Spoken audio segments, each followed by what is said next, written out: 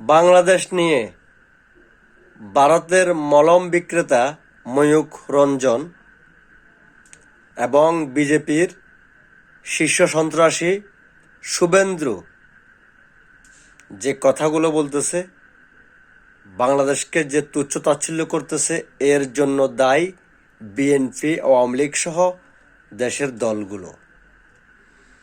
এরা যতবারই ক্ষমতায় এসেছে নিজের পকেট বাড়ি করেছে, নিজের ব্যাংক অ্যাকাউন্ট বাড়ি করেছে, চুরি করেছে। চুরি করার কারণে তারা বাংলাদেশকে যথেষ্ট পরিমাণ কিছু দিতে পারেনি। না আছে সমরাস্ত্র, না আছে যুদ্ধ বিমান। বিএনপি আওয়ামী লীগের চুরির কারণে আজকে ময়ূখ রঞ্জন আর শুভেন্দু বাংলাদেশকে তুচ্ছ তাচ্ছিল্য করতেছে। এটা অত্যন্ত দুঃখজনক বিষয়। বিএনপি আওয়ামী লীগ জাতীয় পার্টি সহ যারা ক্ষমতায় ছিল, জামায়াত ইসলামী, এরা কেউ দেশের চিন্তা করেনি, দেশের জন্য কিছুই কিনেনি।